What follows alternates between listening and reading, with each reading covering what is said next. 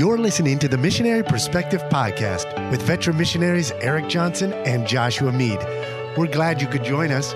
We trust this podcast will be both a blessing and a challenge as we relate topics in world evangelism from a missionary perspective. Now, here's Josh and Eric. All right, welcome to the Missionary Perspective Podcast. I'm down here in Georgia at Crooked Creek Baptist Church, and I'm with the Schrock family. You guys are on your way to the Ivory Coast, Côte d'Ivoire. Introduce yourselves, tell us about your family, and a little bit about where you're heading, and let's get into it. I want to learn a little bit about you. Yeah, sure. I'm Matthew Schrock, and I'm here with my wife, Susanna, and we have a little baby girl named Selah. Selah, like in the Psalms. Yes. And she's 15 months old right now, and we're expecting another one in December. We've had a great week down here, and you shared your testimony last night. Mm-hmm. And let's just share with our listeners a little bit, share your background, where you grew up. How did you when did you sense the call in the missions? How did you choose Côte d'Ivoire? Then your wife, of course, can share a little bit about her upbringing, and which is a lot different than your upbringing. So Right. Sure. So I have a little bit different background than maybe the average American because my parents grew up in the old order Amish community, and they were raised, in Northeast Missouri, in a community where they weren't allowed to have cars or electricity or anything like that, and drove horses and buggies. And they came to a saving knowledge of Jesus Christ because of one of their van drivers started witnessing to them. And that started them asking questions and eventually led them to get saved, accept Christ as their Savior. And they started having Bible studies with several other families around that time, and they had a tape recorder, a cassette tape player, and they would put tapes in there and listen to preachers. And they weren't allowed to do that in the Amish community, so eventually they got caught. And when the Amish people found them doing that, they said either you change your beliefs or you're going to get excommunicated. And so my parents, of course, couldn't go back on what they'd learned in the scriptures, and they weren't looking to leave the Amish, but the Amish kicked them out because of their beliefs. And eventually, soon after that, they found a Baptist church because that was what they saw that lined up the closest with what they saw in the Bible, and started going to a Baptist church. And anyway, I came along a few years after that. I didn't have to go through that whole ordeal, but I came along after that and grew up hearing the gospel from a very young age. As you can imagine, because my parents gave up a lot to follow Christ, that was a big deal in our home. Certainly. So heard the gospel, got saved when I was 4 years old, almost 5, accepted Christ as my Savior, and then grew up in going to the First Baptist Church of Wayland, Missouri, under Pastor Dan Dietrich. Okay. And then when I was a teenager, I took a missions trip when I was 14 years old to visit my brother, who was a missionary in Brazil. Yeah. And that was when God really started working in my heart about missions and just clarified to me that he wanted to use me in missions.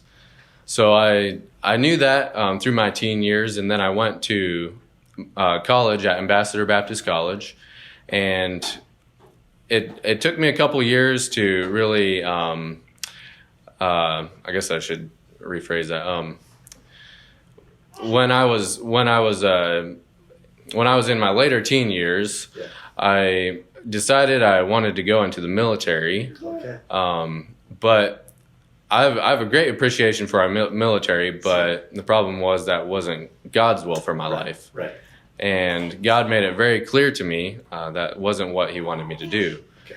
And eventually led me back to missions, and I realized that God wanted to use me in missions. Right. When I was in my junior year of college, I took a trip to the Ivory Coast, West Africa, where my wife is from. And the purpose of that trip was basically to ask my future father-in-law if I could marry her. And I had wanted to be a missionary in some country in Africa, and I just wasn't sure what country. Right. And during our time in the Ivory Coast, that trip, she's good. She's good. She's fine. During our time in the Ivory Coast on that trip, God made it clear to me that he wanted me to go to the Ivory Coast. Okay. And that was where he wanted me. So I surrendered to do that. We were married in 2021. Okay. And in 2022, we took a trip to the Ivory Coast with Baptist World Missions Mappers Program, and just spent a year there working with Susanna's parents and learned some valuable things. Just was a great time of growth for us spiritually, and just learned the language, learned how to speak French, learned a lot of things there. And God taught us a lot. And we got back from the States in May of 2023, and we just started deputation this summer. So that's kind of an overview of my testimony and my background. Certainly. So you mentioned, now I'm assuming you met your wife in Bible college. Mm-hmm. You didn't just randomly go to Ivory Coast and ask to marry a girl there. Very good. Right. So she grew up in Côte d'Ivoire. You grew up in Ivory Coast. Tell us a little bit about that. Your parents were missionaries there, I assume. So I was born in the Ivory Coast. I'm the fifth of 12 children. Wow. There's 6 boys, 6 girls. And I got saved when I was 5. I grew up hearing the gospel, hearing the Bible preached. Yeah. Both of my parents were also missionary kids. My dad, he was born in Nigeria. He grew up in Ghana, and my mom was born and raised in Liberia. So they both grew up in Africa, met in Bible college, and then they came back to Liberia to minister. But during the wars, they had to evacuate, and that's when they saw the need in the Ivory Coast. Mm-hmm. And so that's when they moved their ministry to the Ivory Coast and really focused on just the French ministries there. Right. So that's where I was born. When I was 5, my dad was telling the story of Noah and the ark. And we were having evening devotions, and he was just talking about how the world was wicked and God was going to judge the world. And I realized even as a 5-year-old that had I been alive during that time, I would not have been on the ark. I would have been one of those people left out. And so I did not sleep well that night. I think it was about 2 days later, I was still thinking about that. And I was talking with my older brother, and he just explained to me how I could be sure I was going to heaven. Yeah. And he knew John 3:16. He knew a few verses in Romans. I think I was 5. He was probably only about 9. But he just told me those verses and how I could be sure. And I believed it, and I prayed, and I asked Jesus to save me. And I've not really had any doubt since. It's just been neat how God has answered questions even before I've asked them. Sometimes I would be thinking over, repentance or a term or something, and it seems like God would just send a message that would deal with that issue that I was thinking about. And so it was just neat to see how God was still working on me, and it just confirmed to me, God has a purpose for my life. So I always grew up wanting to be in ministry. Okay. My parents always made it out to be the most amazing life.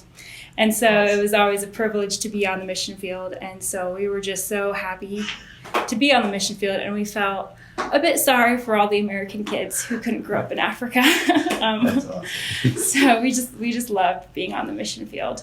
And it wasn't always easy.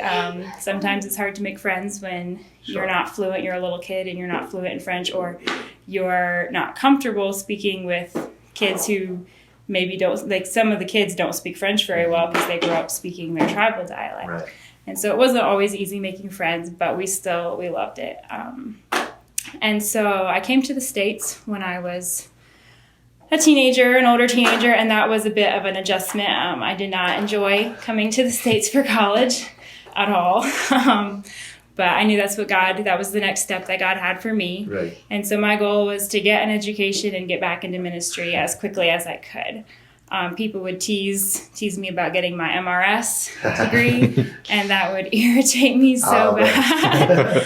So I was like, no, that's not why I'm coming to the States. But when I was in college, I met Matthew, and my older sister would tease me about him, and I was like, no, we're just friends. And at that time we were. But God was Bible working. college, you're not just friends. You can't just be friends with Right. the opposite gender. Well, God was working. Awesome. And so from our friendship, it grew from there. And so we got married, and he at first didn't want to go to Ivory Coast because that's where I was from. Okay. So I was willing to go other places. I was like, if God called me somewhere else, I would be okay with that, but it makes sense to go to the Ivory Coast because that's where I'm from. And he didn't want people saying he was following his wife. Yeah, I didn't want it to look like, I was just following my wife to Africa, Sure. So I struggled with that too. Yeah. For so time. I told him, I was like, well, if I'm willing to go other places, you have to be willing to go there. No, really, yes. Yeah. Of course, and I would imagine that. As you were sharing your testimony, I try to process things and think about different, contingent. What do people think? And that's one thing that did cross my mind. I wonder if people perceive that, and for you, knowing you're pursuing God's will, how did you balance that? Of I know I want to follow God's will, but people may perceive it as what it looks like. I'm just going where my wife's family is and following where my wife is. How did you deal with that? Well, I just had to realize that part of surrender is being able to go somewhere regardless of what people think of it, and regardless of if they think you're taking the easy route even, it's just something that I had to realize it really doesn't matter in the long run. If God wants to use us there, he will, and that's the end, So it was a matter of surrender, really. I love what you said about growing up in Africa. You felt bad for American kids being good to grow up there. What was, when you first came back to the States, can you remember as a child, what were some things that stood out that were just different? And for example, even my son recently, who's 6, we came back, and this is probably the trip that he would remember the most. And just, it's funny watching him, what amazes him. Drinking fountains. He's like, what? And they're always asking, can we drink this water? Can we drink this water? Drink this water? So things like that, which as a first generation missionary, I don't understand some of that, what you're facing. I'm sure you're going to go into missions not knowing what you're facing, and you have the advantage of growing up there. But can you share a little bit of that experience for our listeners? Because a lot of our listeners are members of churches. And what's some of that experience like for coming back to the States and just kind of trying to get oriented? And then as you share some of that experience when you were younger and then even college, were there things that maybe those at Bible college or even members of churches, are there things they can do to help missionary kids adjust and to get used to life in the States? So coming back to the States, we always were fascinated with escalators and moving floors. Those were always the huge things because we didn't have those there. Right. So we were always loving to ride them. And of course, the airport personnel were not too thrilled to have 12 kids trying to ride that escalator. But also just the stores here, there's a lot more available. Right. You go to the cereal aisle at Walmart, and there's just so many cereal options. Where we were, there might be 3 or 4 cereal options, and they're expensive. So we got cereal for Christmas. That was a Christmas present. We would all get our box of cereal. Awesome. Here, though, people, I think they take it for granted, just the options and how cheap the options are. So that was just something that we always looked forward to coming to America as we got cereal. we got options. I forget all of your questions you asked because you asked several. Yeah, just some of that experience, and you're sharing that with just, as a kid. And even you mentioned, going to Bible college. And what do you think that attachment, obviously you grew up in Africa, right? And so a lot of missionary kids I meet, they long for that. But there is that difficulty of transitioning. And there's even some missionary kids who end up staying in the culture they didn't grow up in. They'll stay in the States, and it is a struggle. Right. Are there things that maybe members of churches you attend or friends that, maybe you're going to Bible college and you have a friend who's a missionary kid? What's some things maybe we can consciously do to help MKs that are back in the So States? something that was hard for me was I'm white, but I don't think like an American. Right. And so when we were in the States, it seemed like everyone expected us to have the same value system, to think like an American. Right. And we didn't. You Yeah. know, we love fruit, we love being outside, we love warm weather, Right. we love humidity, and, you know, there's just different things that your value system is different. Right. And so people in the States, they expect you to act like, you know, a normal American teenager or whatever. And it's like, you know, so for Christmas, for example, you know, my aunts and uncles or grandmas, they'd buy you certain toys that were popular during that time, but we had no interest in them. You know, we would rather have art stuff or craft stuff. We didn't care for, you know, the Polly Pockets or whatever it was they were buying. Yeah. And so sometimes it felt hard because your family or your people who should know you, they don't really know you. Right. They assume they know you based on, you know, what, you know, who your age bracket or something like that. And so that could always be a struggle, just people not taking the time to know you, and they just assume they know you based on your culture or what, you know, their culture, really, not your culture. Right. So we always really loved it when our cousins would come visit us in Africa, because they would see, you know, this is who we are. Yes. And so it really helped relationships when our cousins would come visit, and then when we were back in the States, we had a whole lot more in common, just because they understood us and we understood them. Oh, very good. And it was just a lot different. Something you said about coming back to the States, we always loved rest areas. Really? Because when we travel in Africa, there are no rest areas. That's true. So you stop and it's the bush. You know, it's the left side of the road or the right side of the road. And you want the bush that's dense. So you wait till you find like dense bush with maybe a little path, and that's where you stop. Yeah. So when we first came back, we would stop at a rest area, and the younger kids in the family would get out and they'd look around and they'd say, "But where are the trees?" There's no trees. It's like, no, you don't need the trees. There's a bathroom. Yeah. When we first came back, my oldest, he was about 4, and we were at a big church, about 1,000-member church, and fortunately the pastor's wife is family in our, you know, distant family. And she looked out the window, and in the middle of the parking lot, she said, "Is that your son?" And we looked outside, and there was a little drainage ditch in the middle of the parking lot, and he was using that as his potty. And we ran out there, and we thought we had prepared our kids now. But we came back, and even just with our youngest son, who's older than he was at that time, we're out at a park in Canada. And I turn around, he's behind the biggest tree, and there he is, using the tree. And so I go, we forgot to prep him. And so, just things you don't think of that, oh man, we got to prep our kids for that. Yeah. And so, that's great. So tell us a little bit about, I'd like to hear about the needs in Ivory Coast. I've been to Ivory Coast once. I love the people there. People are very welcoming. Easy to converse with, which is what I love about African culture, is the sense of community, the openness. Tell us a little bit about the need there. But before we get there, I'd like to hear kind of what Ivory Coast, having grown up there, how do people receive you? Do they look at you as being, you are Ivorian, once they find out you understand the culture and you think like them? Or is there always a little bit of, you're one of us, but you're not because you are white? To what extent is that? And is that ever a struggle with, this is my home, but there's still even a barrier of, I'm still a white person in a Ivorian country? Well, it kind of depends. Like whenever we go back, or I go back, just on breaks in college or whatever, I was always quick to speak French, to the people at security, and they're like, "Oh, you speak French and you have an Ivorian accent." And so I'd be like, "Yeah, I was born in," I'm quick to tell them I was born in San Pedro and whatever. And they're like, "Oh, I've been to San Pedro or whatever." And you just start talking about familiar things.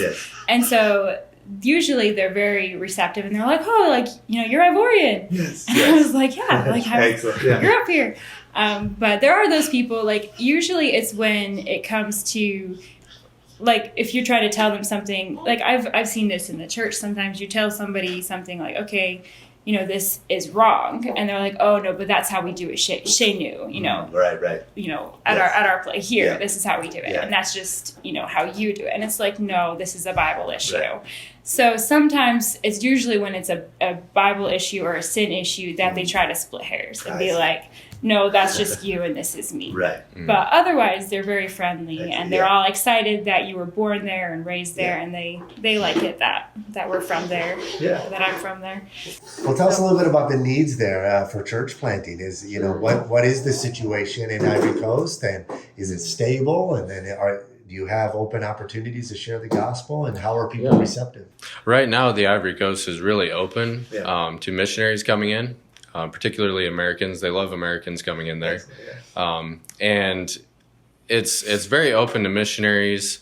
The people themselves are open to hearing the gospel. And we hope it'll stay that way. We don't know, but we hope it'll stay that way. We pray it will. There are the main religions that you have in the Ivory Coast is animism, which is, spirit worship, worshiping ancestors. Then that's a traditional religion. And then you have Islam, a lot of Muslims there. And they're not the radical Muslims that you might have in some more northern countries, but they're pretty peaceful for the most part there. We do have a lot of Muslims. You also have a huge presence of the charismatic movement, and that encompasses Pentecostals, all sorts of other little name denominations. We've dealt with a little bit of y'all's charismatic up in Senegal. Been a few traveling through. Right. So usually like on a Sunday morning, you can hear you got the CMA doing their casting out demons. You've got the Pentecostals over here, the Foursquare Church over here doing their thing, and you can hear them going on, and it's not like sometimes in the States you have charismatic churches that are pretty wacky on their doctrine, but they might have salvation straight. Sure. What we've seen in the Ivory Coast is that most of the time they're not even preaching salvation. It's a work salvation, and it blends in so well with their animistic culture. It just goes hand in hand with their traditions, because what the charismatic churches are saying is all those rituals, those tribal dances, and all of those things, it's okay. You can bring it into church now. And just clean it up a little bit. It's okay now. Put biblical terminology on it. Right. So that's a big problem.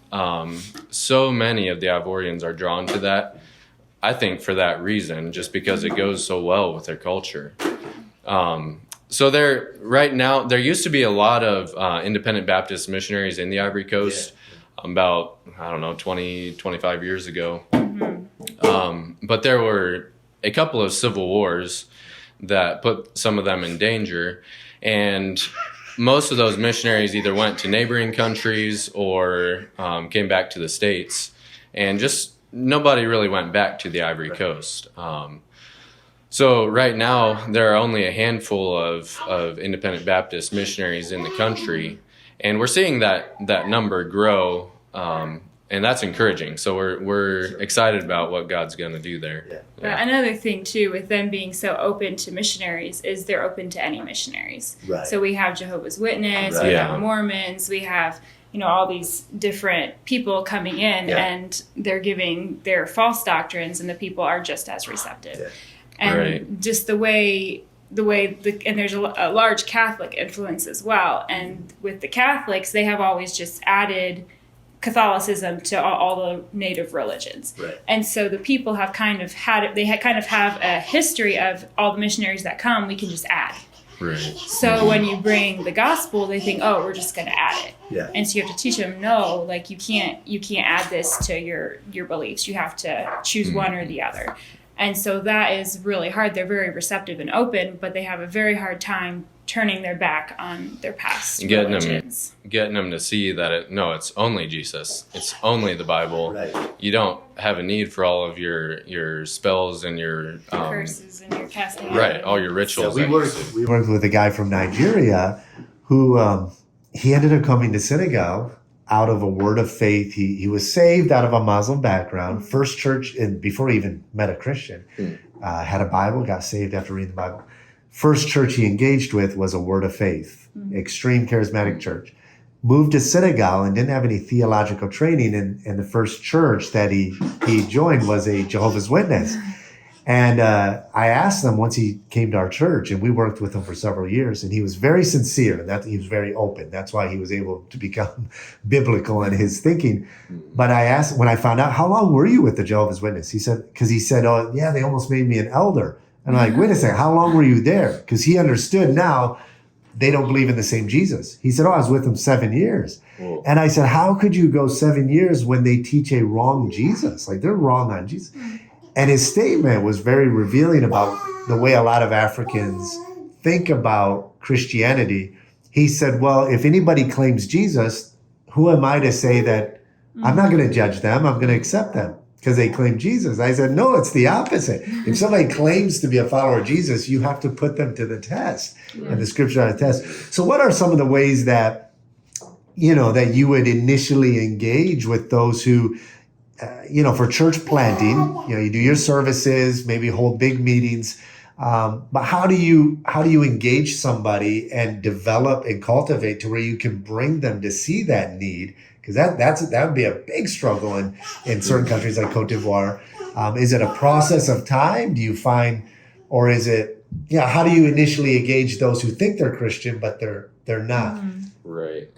Well, again, I have not started a church. Right. So your wife maybe can answer some of that. What your parents have done, but even in the short time. And I want you to talk in a minute a little bit about the year program you did. I'm very interested in that. But your question is basically like how. Yeah, like let's look at it this way. When you go, what are some of the methods of church planting that you'll implement when you go?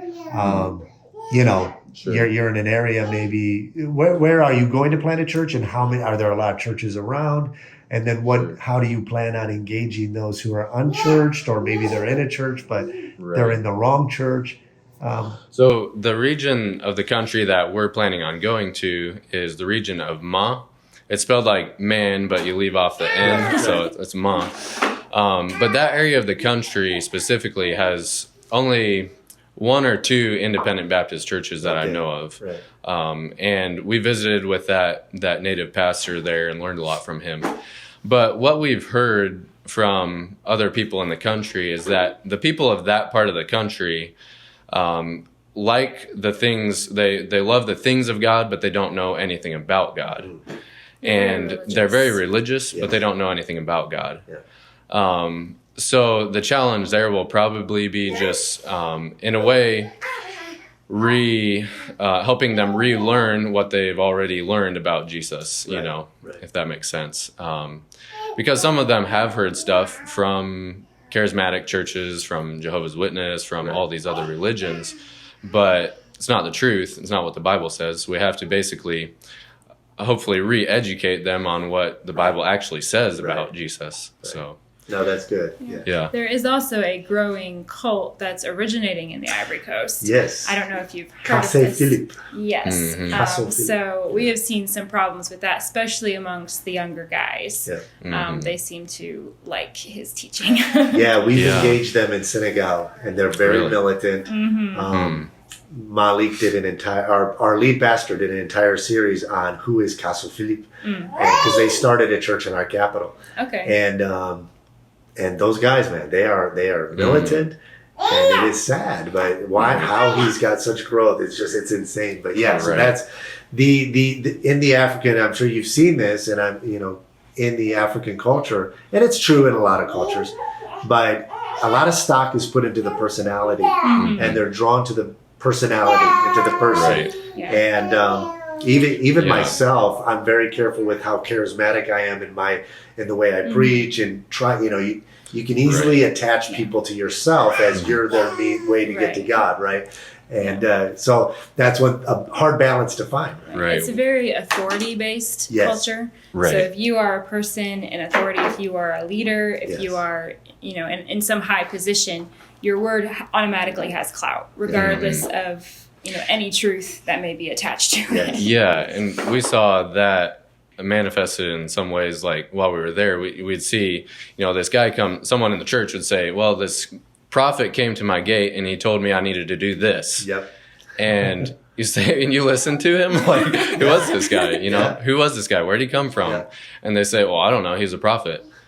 And because he was a self-proclaimed prophet, Yep. they thought he had authority. And because it's an authority structure culture, they followed it.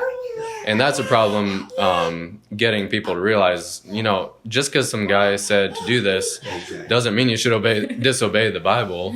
You know? Yeah, no, that's true. So definitely challenges that are there. But Yeah. I think part of why the Lord calls white people, Americans, to go to a place like West Africa is that, is it the same in Ivory Coast? I see it some in Senegal. Now, there's a lot of animosity against the French right now, politically. Okay, we're not going to get into that. Right. I have my opinions on that, but there seems to be in some African cultures and countries, automatically you're viewed as having a position of authority. Kind of, you're educated, and so there's a respect level that's already there. Is that kind of similar in Ivory Coast? Very much so, yeah.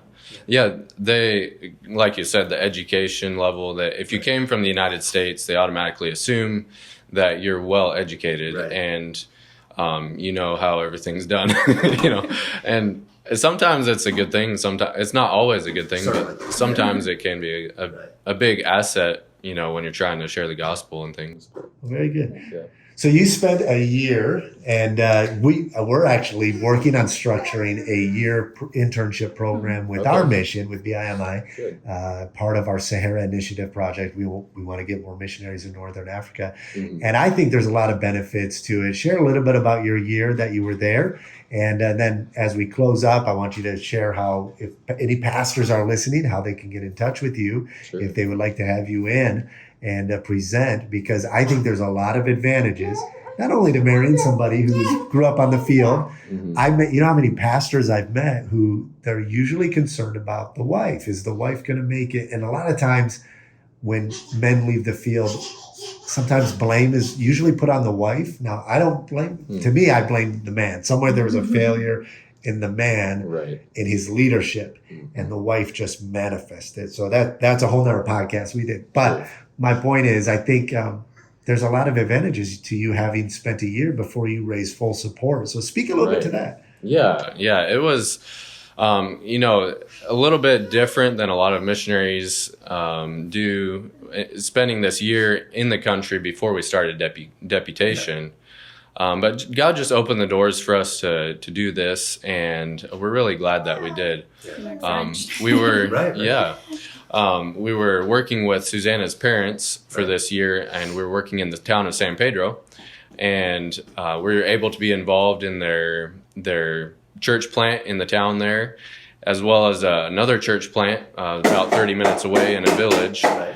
And it was really learned a lot of things just being involved in those ministries. And, you know, survey trips are amazing. Survey trips are great. Missions trips, you know, you go for a couple weeks, that's great. But you just don't get to see the things that you do if you spend prolonged period of time there, like a year. And there were things that I had to adjust to. Susanna, of course, growing up there, was used to a lot of the things. And that actually helped me to get used to some of the things because she was already used to them. But a lot of cultural things that maybe I hadn't thought of before, you know, adjusting to things like food. And while we were there, I had 2 language tutors that helped me learn French, which is the national language there. They have about 60 different tribal languages, but most people speak French. So I was working really hard on learning French, and God helped me to do that. By the time we left, I was pretty fluent in French. Could understand most, you know, if someone spoke clearly, I could understand what they're saying, and I could communicate pretty much anything I needed to. But that was a huge benefit of learning, of spending time in the country, was I was able to learn it there and was forced to use it. Because, you know, anytime you go out to get food or anything, you have to speak it. It's kind of sink or swim, you know. So it was challenging. I think it was about 3 or 4 months into our time there, I got a bit discouraged because I was struggling to learn the language, and it just really, I couldn't do much if I couldn't speak French. Right. We were also on low sleep because we had a newborn. Right, we had a... Certainly. Oh, yeah, so you're dealing Right. with that too. Yeah, I realized it. Yeah, Sela was born at home in the Ivory Coast. About a month and a half after we got there. Wow. Okay. Right. Right. Susanna's mom is a midwife, and she delivered Wow. Sela there. Yeah. And so yeah, we had a newborn. Wow. Cuts down on your sleep schedule and stuff. Certainly. But that went well. And as I started picking up the French, I really enjoyed practicing and just it was really exciting.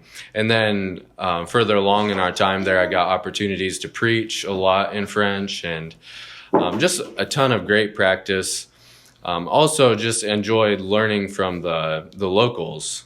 I could go talk with these guys in the village and just ask them, how's this part of your life, or how does this work in ministry in the Ivory Coast, or what would be the response to this? And so it was just a lot of experience that we were able to gain there. Yeah. We also took I mentioned earlier, we are looking at going to the region of Ma. Right. We took a survey trip up there, actually made 2 trips up there, and that was really helpful in determining where we were going to go when we go back into the country. We learned a lot, and I would definitely recommend spending a long period of time in the country before you go there. Certainly. If you can. Certainly. Yeah. Well, excellent. Well, thank you so much for taking your time. And I've enjoyed this conversation and learning about what God is leading you guys to do. Sure. If there's a pastor listening out there, you're looking for a missionary to Africa, Ivory Coast, I highly recommend the Schrocks. How would we get in touch with you if we were to contact you to have you in for a meeting? Sure. Our website is gospelinafrica.com. Okay. And all of our contact information and our sending church mission board and all that's on there. So Excellent. Well, thank you so much, guys. We will be praying for you, our listeners. I hope you'll be praying for the Schrock family as they raise their support. And we look forward, maybe in the future, I want to come back down to Ivory Coast and definitely will connect with you guys on the field sometime. yeah, thank you for having us. Thank you. Say goodbye. Bye-bye. Thanks so much. Thank you. Bye-bye.